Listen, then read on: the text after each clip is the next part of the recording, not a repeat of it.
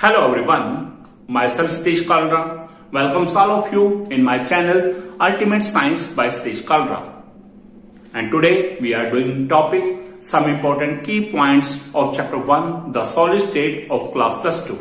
And I assure you that after watching this video, your all the concepts related to this chapter will be crystal clear.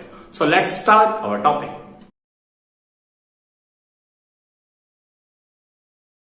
Our first topic is characteristics of solids.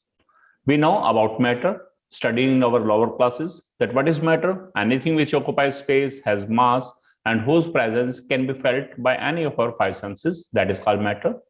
And matter has three main states, solid, liquid, and gases, on the basis of physical classification. So first is characteristics of solids. We know all the solids have definite shape, definite volume, constituent particles tightly packed.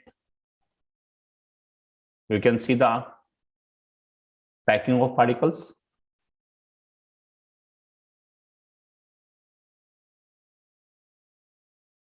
And if these circles represents constant particles, then in case of solids, the constant particles are tightly packed. Distance between constant particle is negligible, and the forces of attraction between constant particles very strong. Solids have very high density. Density बहुत ज़्यादा है. They have low rate of diffusion. What is rate of diffusion? The speed of the movement of particles from a region of their higher concentration to a region of their lower concentration.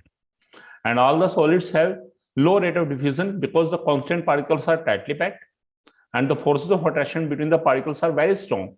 That's why the particles can't move from one place to another place very easily. That's why they have the low rate of diffusion.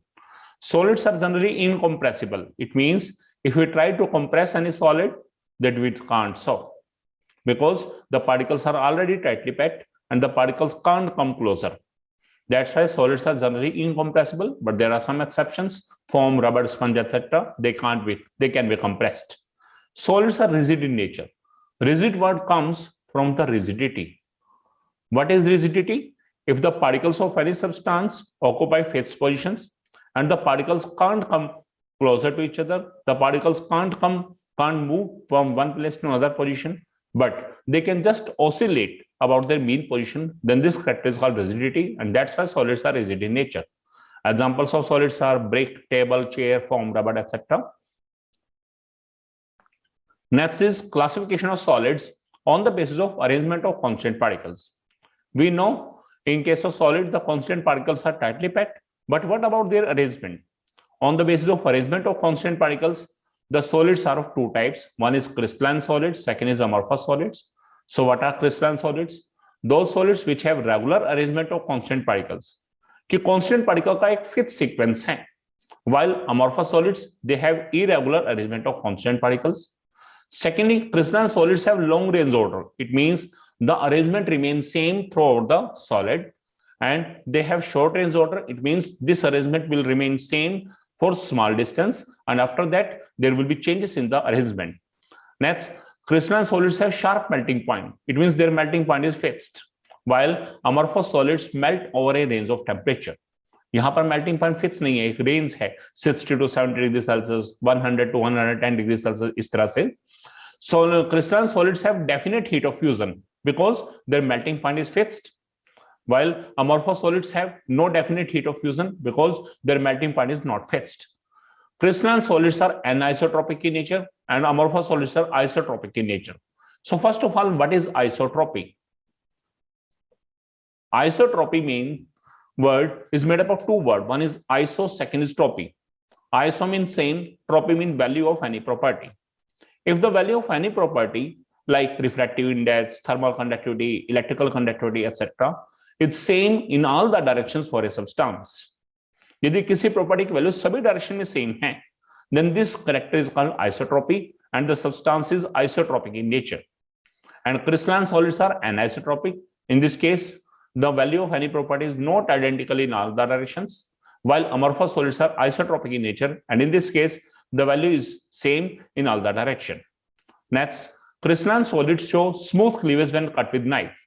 Whenever we cut any crystalline solid with knife, then they will smoothly cut, just like a butter slices. And amorphous solids, they show rough cleavage when cut with knife.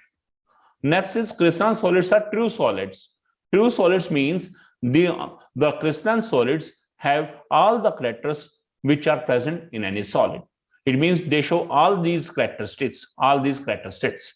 While amorphous solids are pseudo-solids, and the pseudo word comes from the pseudopodia of amoeba. And we know amoeba has pseudopodia. Pseudopodia means false feet. So amorphous solids are pseudo-solids. It means they have some character of liquids and gases also. That's why they are called pseudo-solids. Example of amorphous solids are glass, rubber, plastics, etc.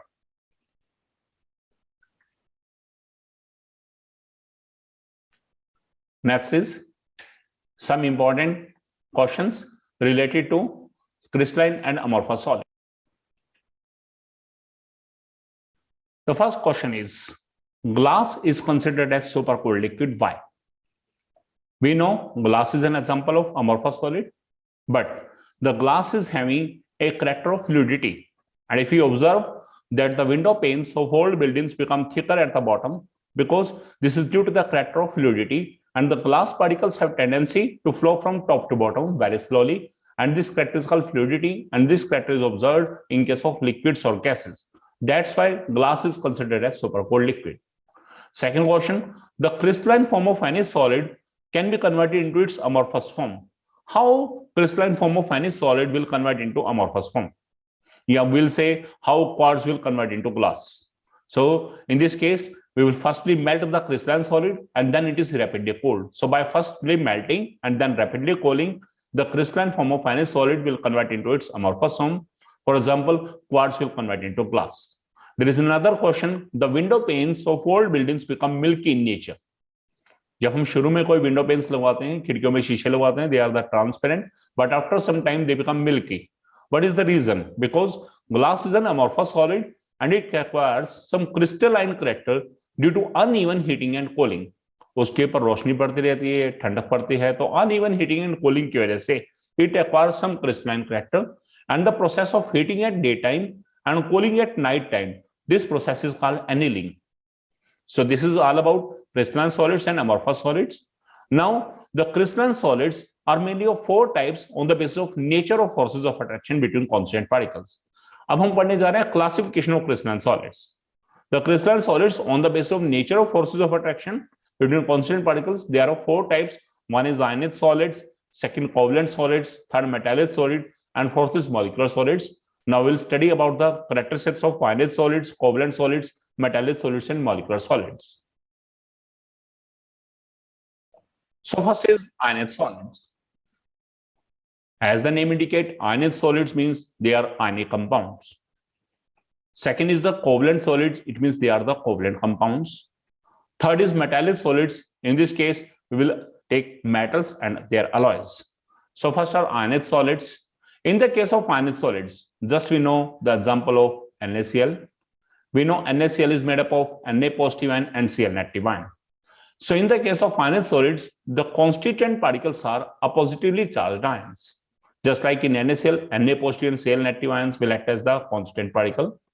And these constituent particle, Na positive, Cl negative ion, or the positively charged ions, they are held with each other by strong electrostatic forces of attraction. Ionized solids are solid in nature because their constituent particles are held with each other by strong forces. They are also hard in nature. They are brittle.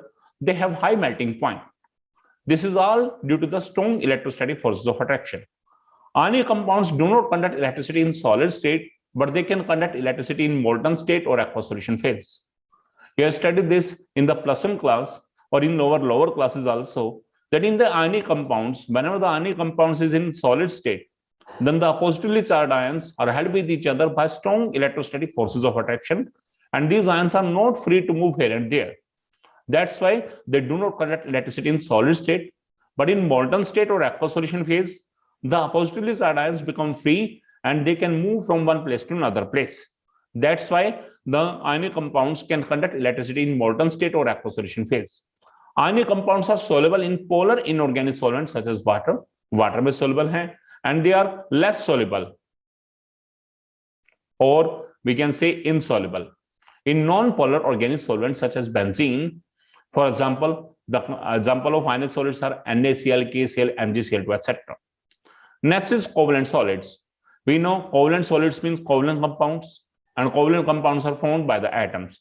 So constant particles are the non-metallic atoms. The constant particles are held with each other by covalent bonds. They are three-dimensional solid. The covalent solids are three-dimensional solids. They are very hard, very high melting point. They are bad conductor of electricity except graphite. Graphite इनकी exception है. Otherwise, graphite good conductor. Otherwise, all the covalent solids are bad conductor of electricity. They are more soluble in non-polar organic solvents such as benzene, and less soluble in polar, less soluble, or we can say insoluble, less soluble or insoluble in polar inorganic solvents such as water. Example of covalent solid is diamond, graphite, silicon oxide, silicon carbide, etc. It means the compounds of silicon. Next is metallic solids. We know metals have tendency to lose the electron. It will give M positive ion and electrons. These M positive ions are called positively charged kernels.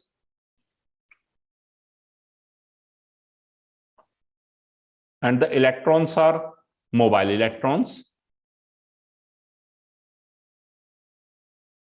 So, in case of metallic solids, the constituent particles are positively charged kernels and mobile electrons. And these constituent particles are held with each other by strong metallic bonds. We know metals are always solids, except mercury, which is in liquid state. Metals are hard in nature. Metals have high melting point. Metals are good conductor of heat and electricity. Examples of metallic solids are all the metals and alloys. Next is molecular solids. Molecular solids, as the name indicates, these are made up of molecules, so constant particles are molecules. But molecular solids are of three types. One is polar molecular solids, second is non-polar molecular solid, and the third one is hydrogen bonded molecular solid. So polar molecular solids, non-polar molecular solid, and hydrogen bonded molecular solids and their characteristics. As the name indicates, in polar molecular solids, the constant particles are polar molecules. What are polar molecules?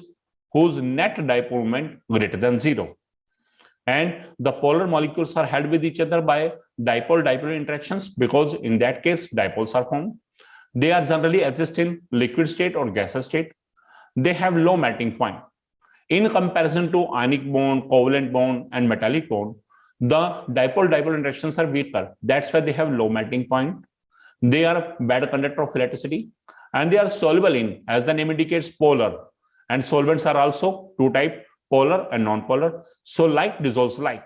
It means polar compounds is more soluble in polar inorganic solvents. So therefore, polar molecular solids are soluble in polar inorganic solvents such as water, and they are less soluble or insoluble in non-polar organic solvents such as benzene. For example, sulfur dioxide, ozone, etc. Next is non-polar molecular solids. As the name indicates, non-polar. So constant particles are non-polar molecules or atoms of noble gases. So non-polar molecules means where net dipole moment is equal to 0, and atoms of noble gases.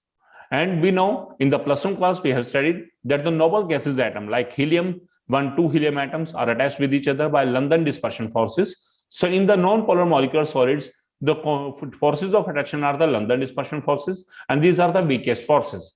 That's why the particles are at distance to each other. They generally exist in gaseous state, very low melting point. They are a better conductor of electricity. And non-polar means they are more soluble in non-polar organic solvents such as benzene, and less soluble or insoluble in polar inorganic solvents such as water. Examples are homodiatomic molecules, Cl2, Br2, I2, F2, N2, O2, and all the noble gases. These are the non-polar molecular solids. Next is hydrogen bonded molecular solids. In +1 class, we have studied about the hydrogen bonding. So in the hydrogen bonded molecular solids, the constant particles are the polar molecules containing hydrogen.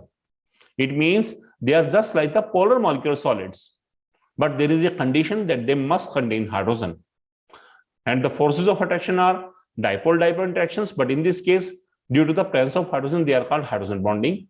They exist in solid state as well as liquid state. They have low melting point, bad conductor of electricity. Their characteristics are similar to polar molecular solids.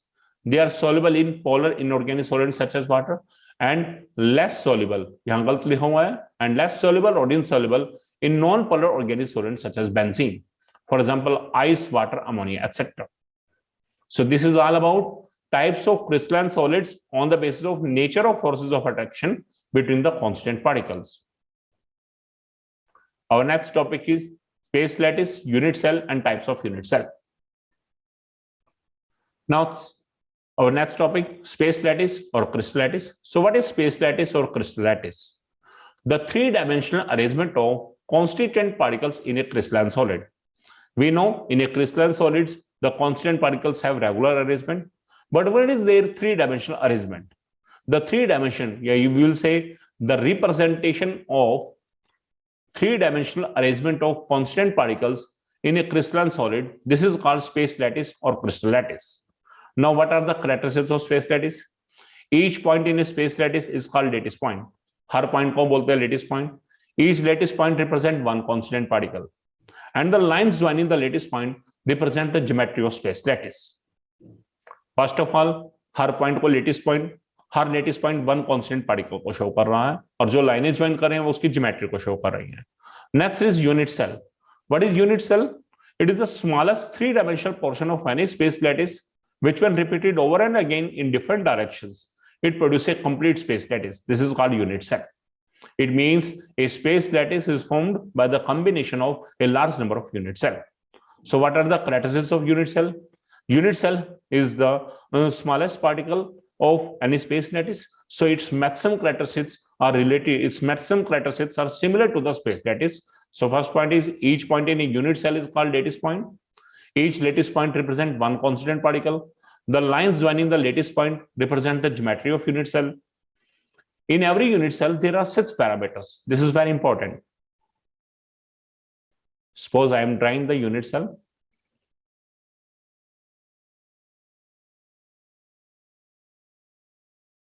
This is a unit cell. In every unit cell, there are total 6 parameters. 3 are the as length. Suppose this line, this is A, this line, this is B, this line C. These 3 are the as length or axis length A, B and C. अब इसे मैं open करके थोड़ा सा यहाँ दोबारा type करता हूं. इसे मैंने A बोला, इसे B, इसे C. And there are 3 axial angles alpha, beta and gamma. Alpha angle is present between B and C. ये B है, ये C है, इनके बीच का एंगल कौन सा? That is alpha. Beta angle is present between C and A. ये C है, ये A है, इनके बीच का एंगल कौन सा है हमारे पास? That is beta. And gamma angle is present between A and B. A और B के बीच में क्या है? That is the gamma angle. So in every unit cell there are total 6 parameters, 3 as length A, B and C, and 3 axial angles alpha, beta and gamma. This is about characteristics of unit cell. Next is types of unit cell. Types of unit cell. The unit cells are mainly of 2 types. One is primitive unit cell, second is non-primitive unit cell. What is primitive? What is non-primitive? Primitive unit cell, this is also called simple cubic unit cell. Short form is SCC. If the constant particles are present only at the corners of a unit cell. In every unit cell, there are total 8 corners. If all the constant particles are present at all the corners, then this is called simple cubic unit cell. And as we studied in the characteristics of unit cell, each point is called lattice point, and each lattice point represents one constant particles. So there are total 8 corners. So lattice points in a simple cubic unit cell is equal to 8. And Z is the number of particles per unit cell. It is equal to 1. How Z is calculated? Z is equal to contribution of any constant particle present at corner. It is 1 by 8. And 8 particles are present at corner into 1. So 1 by 8 into 8, answer is 1. So Z kya hai? This is the number of particles per unit cell. It is equal to 1.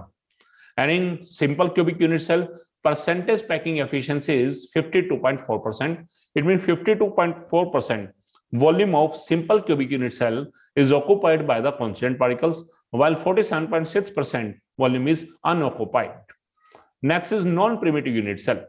If the constant particles are present at corners as well as at other positions, corner पे भी हो और साथ साथ और position पे हो, that is called non-primitive unit cell. It is further of 4 types. First is face-centered cubic unit cell. Short form is FCC. If the constant particles are present at corner as well as one constant particle is present at each face center. तो हम जानते हैं in every unit cell there are total 8 corners and there are total 6 faces, so there are total 6 face center. So the lattice points is equal to 8 at corner, 6 at face center. Answer is 14. So lattice point is equal to 14. And Z number of particles per unit cell कैसे निकलेगा? Z equal to corner का contribution 1/8 into 8 particle corner पे है और face centre का contribution 1/2 है और वहां क्या है 6. जब इसे सोल्व करें आंसर आएगा 4. Z number of particles per unit cell is equal to 4. And percentage packing efficiency of FCC is 74%. Next is body centered cubic unit cell. In this case, the constant particles are present at corner as well as one constant particle is present at body center. We know in every unit cell there are total 8 corners and the constant particles are present at corner and there is only one body center and one particle is present at body center. So total number of particles present in that unit cell is 8 at corner, 1 at body center. Answer is 9. So lattice points is equal to 9. And Z number of particles per unit cell, how it is calculated? The contribution of any particle on the basis of its position. So corner की वाले की position क्या है उसके base पर contribution 1/8 into 8 plus हमारे पास body centre के particle की कॉन्ट्रीब्यूशन कितना है 1, तो 1 इंटू पार्टिकल पड़े कितने हैं 1, तो आंसर क्या आएगा 2. So Z is equal to 2. And percentage packing efficiency of BCC, this is 68%. So whenever we compare the percentage packing efficiency of simple cubic, face centered cubic and body centered cubic, then the face centered cubic unit cell is having the maximum percentage packing efficiency. So that's why it is the best method. ये कहेंगे in this case wastage is minimum. So this is the best type of packing. Next is edge centered cubic unit cell. What is edge centered cubic unit cell? If the constituent particles are present at corner as well as one constant particle is present at each edge center. In every unit cell there are total 8 corners and 12 edges and the center of edges are called edge center. So total 12 edge centers. So lattice point is equal to 20. 8 at corner plus 12 at edge center. So that is 20. And Z number of particles per unit cell, it is equal to 4. Z is 1/8 into 8 plus 1/4 into 12. The contribution of any particle present at edge center, this is 1/4. So answer is 4. Next is end centered cubic unit cell. As the name indicates, end center. If the constant particles are present at corner as well as 2 constant particles are present at 2 end center. In every unit cell there are total 6 face centers, out of which the top face center and bottom face center, these are called end center. So 8 particles are present at corner and 2 at end center, so total is 10. So lattice point is equal to 10 and Z number of particles per unit cell, it is equal to 2. It is calculated by 1/8 into 8 and end center are the face center. So contribution of particle present at face center is 1/2 into 2 because here 2 particles are present at end center, not 6. So 1 plus 1, answer is 2. So this is all about the types of cubic unit cell. We know in every unit cell there are total 6 parameters A, B and C. These 3 are the edge length, alpha, beta and gamma, these are the axial angles. So depending upon the relationship between edge length and axial angles, all the type of unit cells, they are divided into 7 types of crystal systems. There are 7 types of crystal systems on the basis of relationship between A, B and C and axial angles alpha, beta and gamma. Out of which in cubic crystal system, this is the main common type. In this case, edge length A, B and C, they are equal to each other, and alpha, beta, gamma, all angles are of 90 degree. It means they are perpendicular to each other. So this is all about crystal system. Next is coordination number. What is coordination number? In AV, we know in the case of simple cubic, face centered cubic, body centered cubic, or any type of packing, the particles are closer to each other, and at some instances we can observe the particles are touching each other. So what is coordination number? The number of touching particles or the number of nearest neighbors in contact with a particle. कि किसी particle के साथ कितने particle neighbour में हैं, उसके साथ attached हैं, उसके साथ टच कर रहे हैं, this is called coordination number. So coordination number of any concentrated particle in one dimension is equal to 2. In two dimensions, there are two options. One is square close packing. Second is hexagonal close packing. Hexagonal close packing is also known as the HCP. Square close packing, as the name indicates, square has four sides. So coordination number is 4. And in the hexagonal close packing, the coordination number is 6. These two are the two dimensions. Coordination number of any constant particle in three dimensions. There are total 5 options. In case of simple cubic unit cell, that is SCC, coordination number is 6. In case of face-centered cubic unit cell, FCC, coordination number is 12. In case of hexagonal close packing, HCP, coordination number is 12. You can see the coordination number of any constant particle in 2 dimension, hexagonal close packing hai, then answer is 6, and in 3 dimension hexagonal close packing, it is 12. Coordination number of any constant particle in 3 dimension cubic close packing, this is also 12. Coordination number of any constant particle in 3-dimensional body centered cubic unit cell, if mentioned about BCC word is mentioned, then the coordination number is 8. This is all about coordination number. If total number of constant particles in a crystalline solid is n, then total number of octahedral voids available.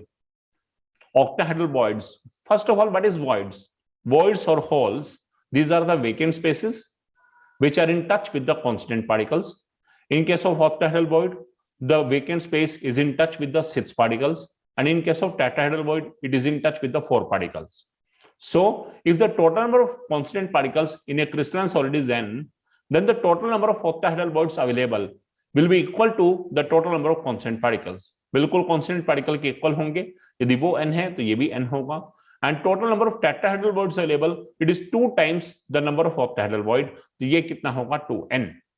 For example, यदि हम कहें total number of constant particle 4 है, तो octahedral void 4 और tetrahedral क्या होगा 2 4 8. Next is radius of octahedral void and tetrahedral void.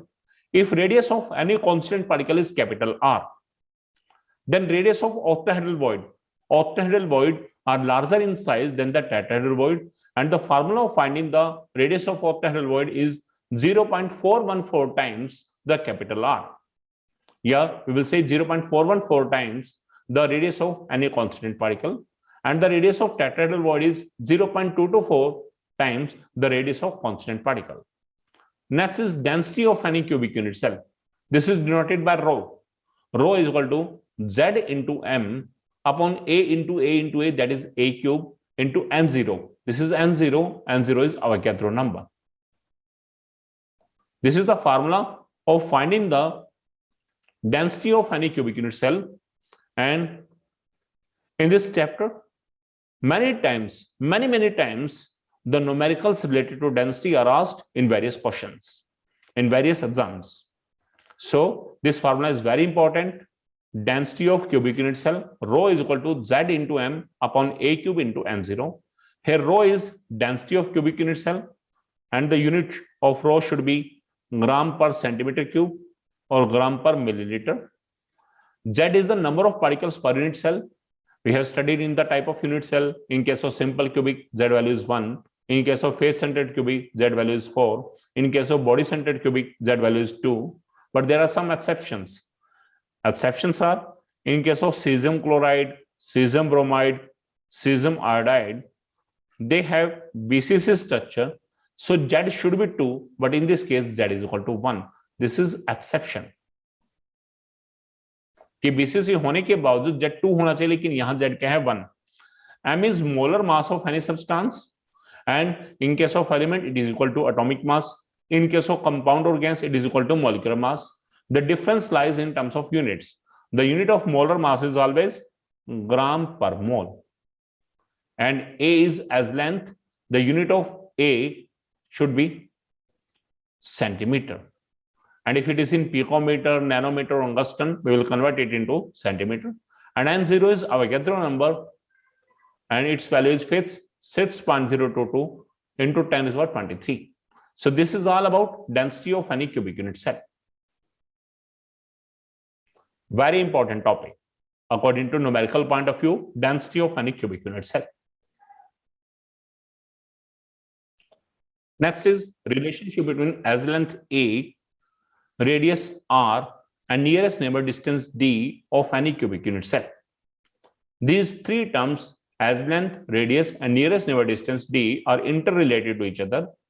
So many times numericals have been asked, many times relations have been asked. So in case of simple cubic unit cell SCC, A as length is equal to 2R. It means it is the 2 times the radius of as length, 2 times the radius. So as length of SCC is always equal to 2 times the radius.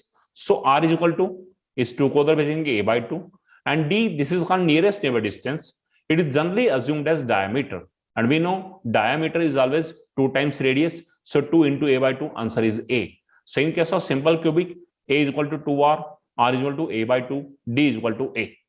In case of face centered cubic, A is equal to 2 root 2 R. So whenever we find out R, then this 2 root 2 को हम इधर भेज देंगे, तो R is equal to A by 2 root 2, and D nearest neighbor distance 2 times of radius, तो 2 into A upon 2 root 2, 2 से 2 cancel, तो A by root 2. In case of body centered cubic unit cell basis C, A is equal to 4 by root 3 R.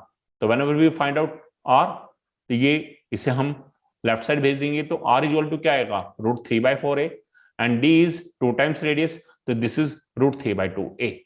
So this is the relationship between as length, radius, and nearest neighbor distance of simple cubic unit cell, in case of simple cubic unit cell, in case of face centered cubic unit cell, in case of body centered cubic unit cell. In ionic compounds, just like NaCl, ZnS, cesium chloride, etc., the term nearest neighbor distance is not present, and in this case, inter-ionic distance is present. So the term, what is inter-ionic distance?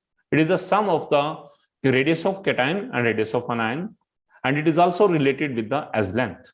So what are the formulas of finding out the inter-ionic distance? In case of ionic compound, the formula for finding inter-ionic distance are: first is for NaCl or rock salt type structure, inter-ionic distance is equal to A by 2. For cesium chloride type structure, mention आएगा question में cesium chloride, then उस समय हमारे पास क्या है, the inter-ionic distance is root 3 by 2A, and for ZnS type structure, inter-ionic distance is root 3 by 4A. Many times the questions related to inter-ionic distance are asked, so you should learn about the formula of finding out the inter-ionic distance. In case of NaCl, it is A by 2. In case of cesium chloride type structure, that is root 3 by 2A. NaCl, that is also called rock salt type structure. And in case of ZnS type structure, it is equal to root 3 by 4A.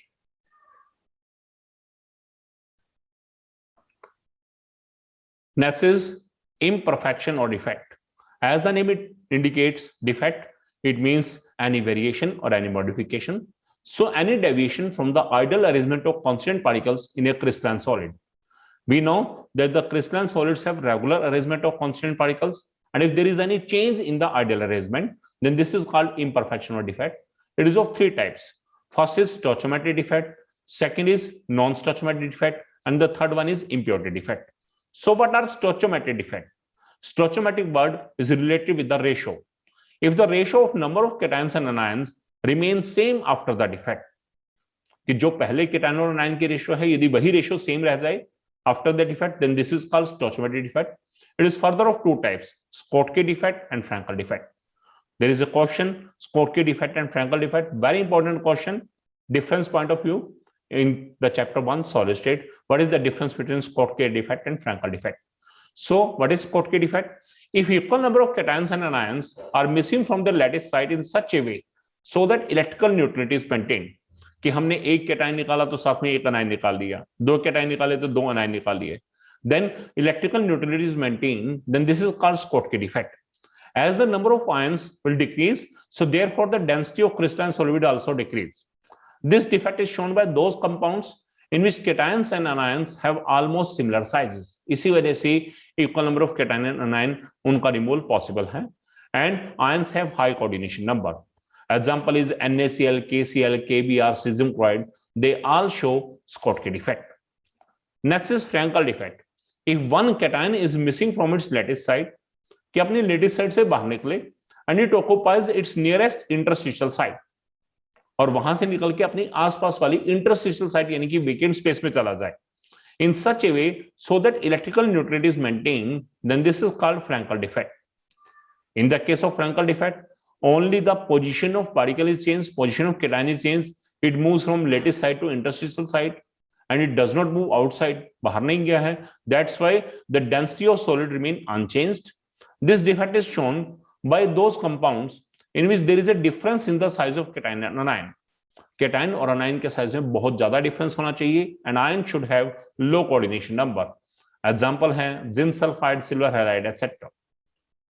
AgBr, that is the silver bromide, this is a solid which shows both Schottky and Frankel defect. एक question आता है, name a substance which shows both Schottky and Frankel defect. The answer is AgBr, that is the silver bromide. Next is non-stoichiometric defect. Non-stoichiometric means ratio does not remain same. If the ratio of number of cations and anions does not remain same after the defect, then this is called non-stoichiometric defect. It is of two types. One is metal excess defect, second is metal deficiency defect. Metal excess defect occurs by two ways. What are the two ways? Whenever one anion is missing from its lattice side, एक anion अपनी main position से बाहर चला जाए, and anionic vacancy so created is occupied by an electron.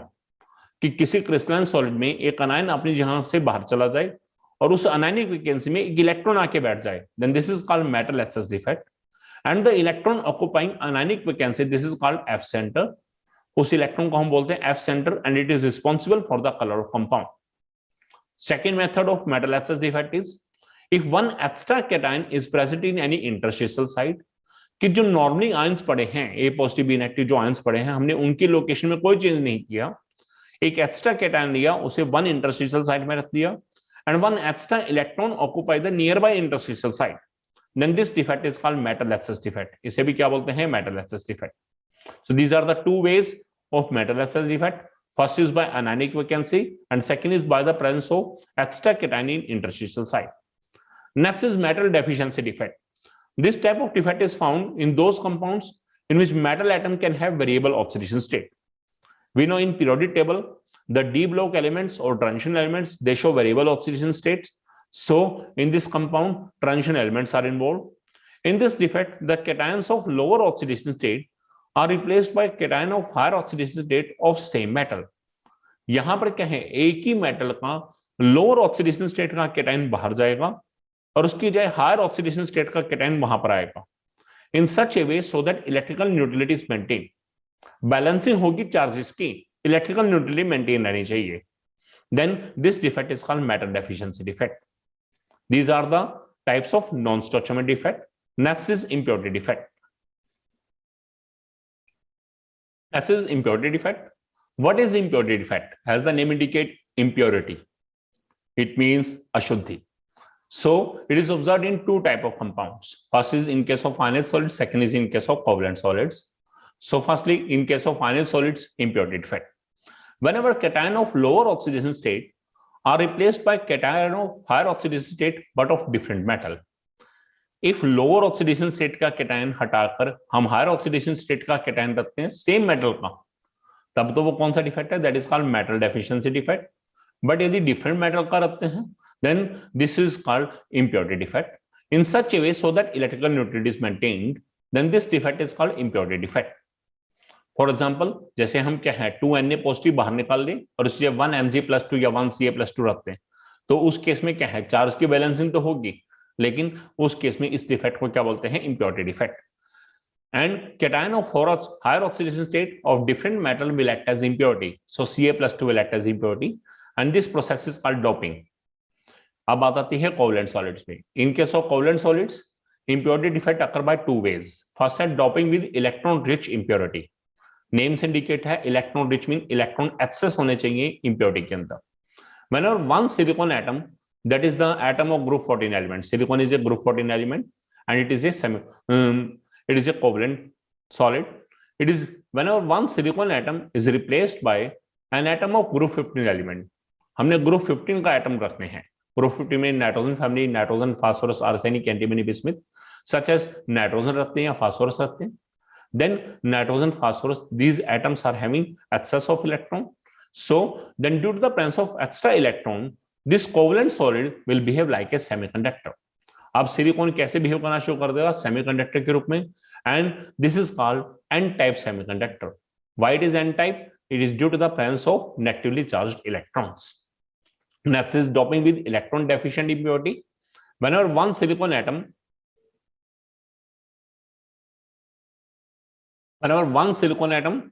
that is the group 14 elements atom is replaced by an atom of group 13.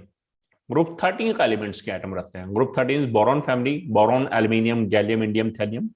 यदि उन elements में से कोई उसके atom रखते हैं, such as aluminium रखते हैं, gallium रखते हैं, then due to the presence of holes की वजह से the covalent solid will behave like a semiconductor and this is called p-type semiconductor.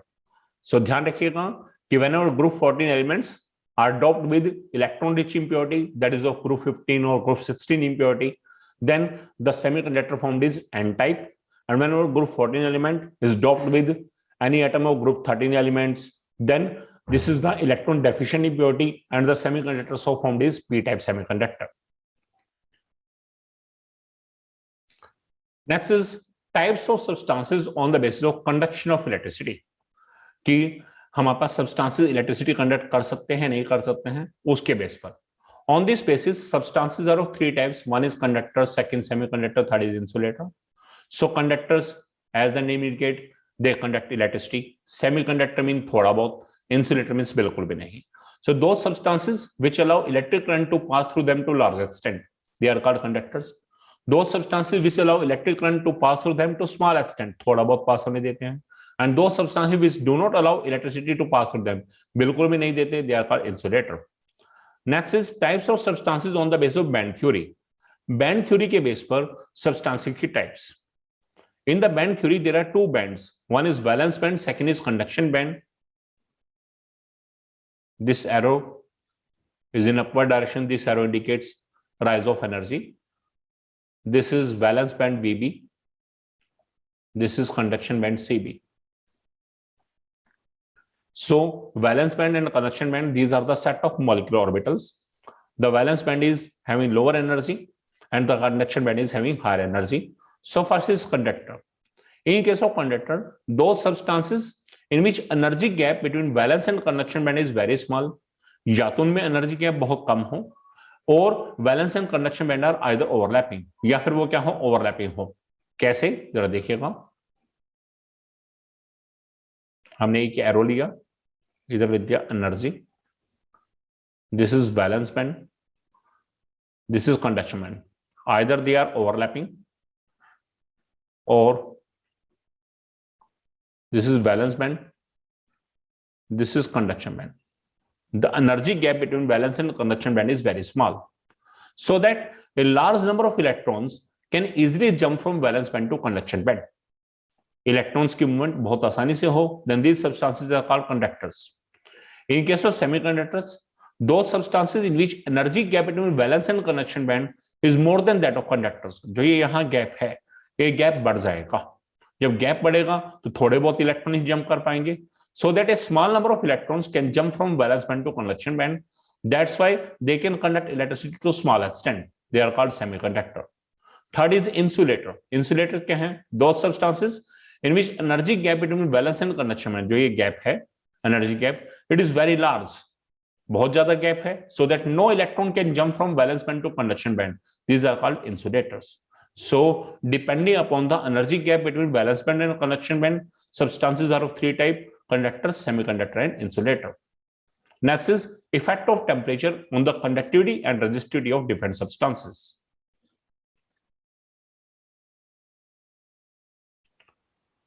Effect of temperature on the conductivity and resistivity of different substances. So first is in case of metallic conductors.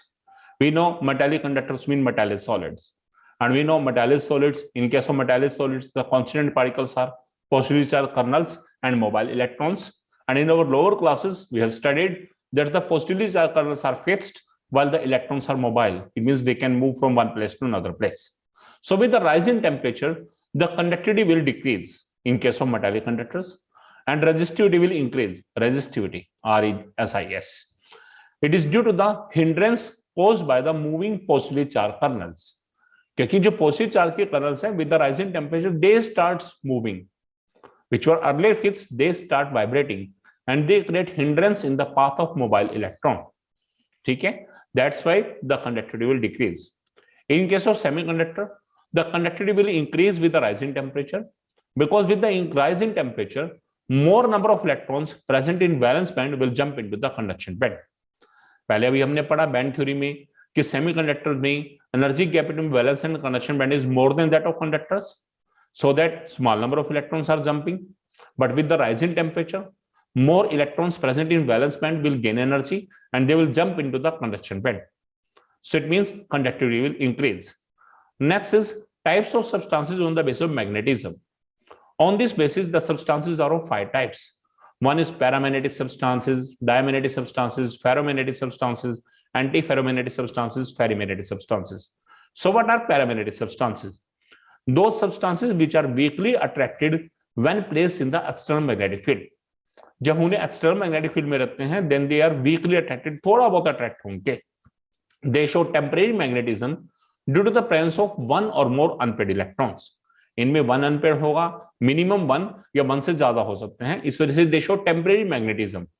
Temporary magnetism means their magnetic character is temporary and they show magnetic character only in the presence of external magnetic field. If the external magnetic field is removed, then they will lose their magnetism.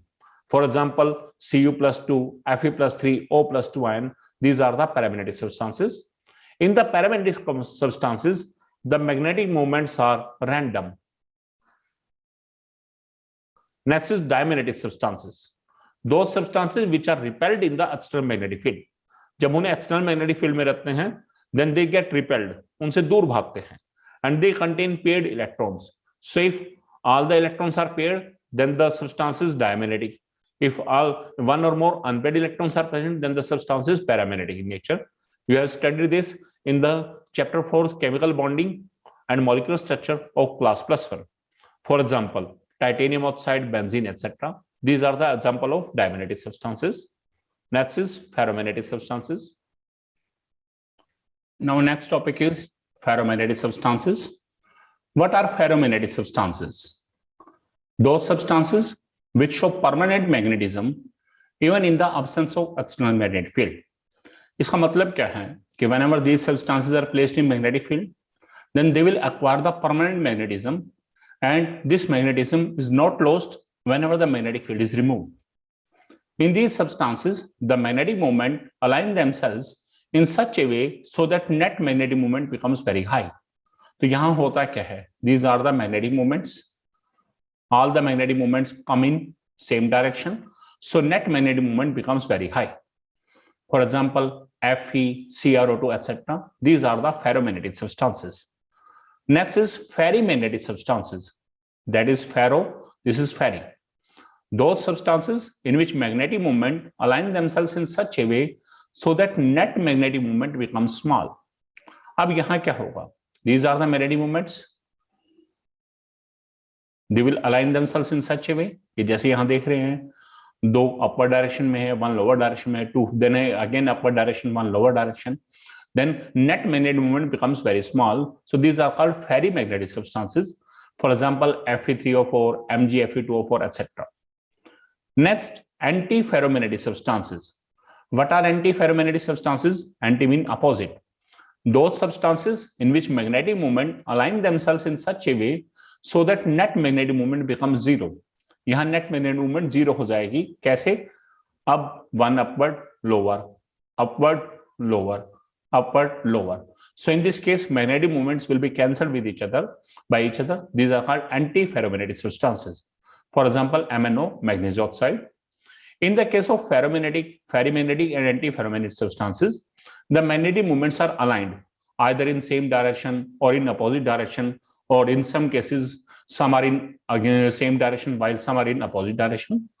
Next is Curie temperature. So these ferromagnetic, ferrimagnetic, antiferromagnetic substances, these are called magnetically aligned substances.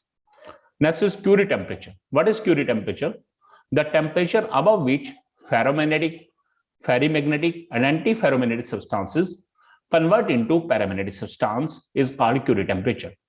It means हमारे पास ferromagnetic है, ferrimagnetic है या antiferromagnetic substance है. हमने उसे heat करना शुरू किया और एक ऐसा टेम्परेचर जिसको क्रॉस करते ही इन सब की मैग्नेटिक मूवमेंट्स जो हैं, जो शुरुआत में अलाइंड थी, that will become random and they will convert into the paramagnetic substance. तो पैरामैग्नेटिक में टेम्परेरी मैग्नेटिज्म है, मैग्नेटिक मूवमेंट रैंडम है, और इन सब में क्या थे, अलाइन, और हीट करने पर अलाइनमेंट्स खत्म हो गई और वो रैंडम होगी।